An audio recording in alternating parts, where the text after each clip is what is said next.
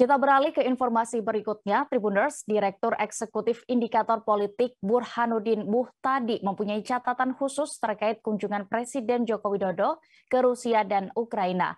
Menurut Burhanuddin, kehadiran Jokowi di dua negara yang tengah berseteru itu mencatatkan sejarah penting. Pasalnya tidak ada pemimpin negara di dunia yang bisa diterima secara terbuka oleh Rusia dan Ukraina saat perang.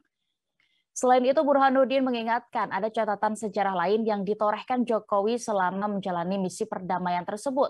Menurutnya, tidak ada pemimpin negara yang bisa masuk ke Ukraina dengan membawa ibu negara, apalagi turut memberikan sumbangan kemanusiaan. Dalam penilaian Burhanuddin sendiri, ada yang membedakan Jokowi dengan kepala negara lain dalam kunjungannya ke negara konflik itu. Dia menyebut Jokowi datang dengan membawa motif kemanusiaan.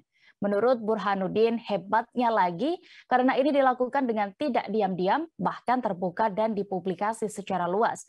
Pasalnya, Perdana Menteri Inggris Boris Johnson saja masuk ke Ukraina secara diam-diam dan tidak membawa keluarga. Sebelumnya, Direktur The Indonesia Intelligence Institute Ridwan Habib menilai langkah Presiden Jokowi mengunjungi Rusia dan Ukraina lebih berani dari Joe Biden, Presiden Amerika Serikat. Pengamat intelijen UI itu menambahkan bahwa langkah Jokowi sangat strategis di tengah ketidakpastian global.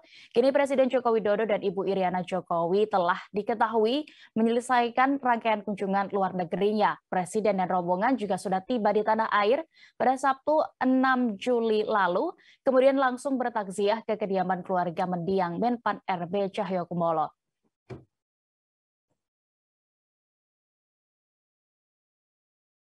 Tribuners, terkait ini kami juga sudah mendapatkan keterangan dari Menlu Retno Marsudi. Berikut liputan lengkapnya.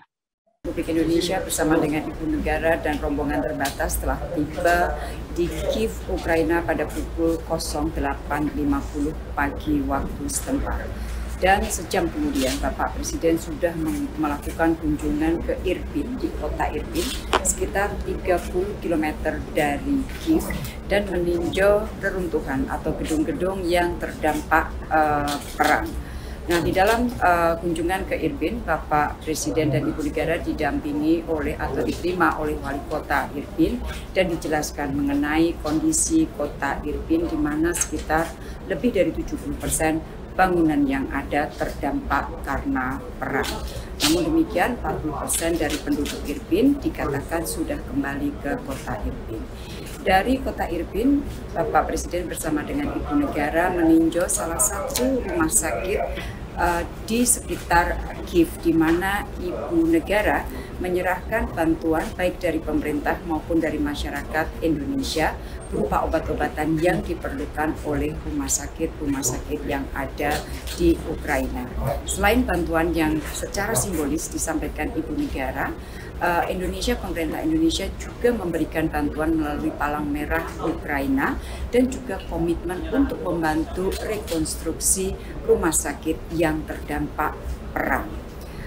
Selain itu, pada pagi hari tadi menjelang persiapan pertemuan Bapak Presiden dengan Presiden Zelensky yang akan dilakukan setelah kunjungan ke rumah sakit ini, tadi pagi saya sudah bertemu juga dengan Menteri Luar Negeri Ukraina dan kita membahas persiapan terakhir sebelum kedua presiden melakukan pertemuan bilateral pada siang hari ini. Terima kasih sudah nonton. Jangan lupa like, subscribe, dan share ya.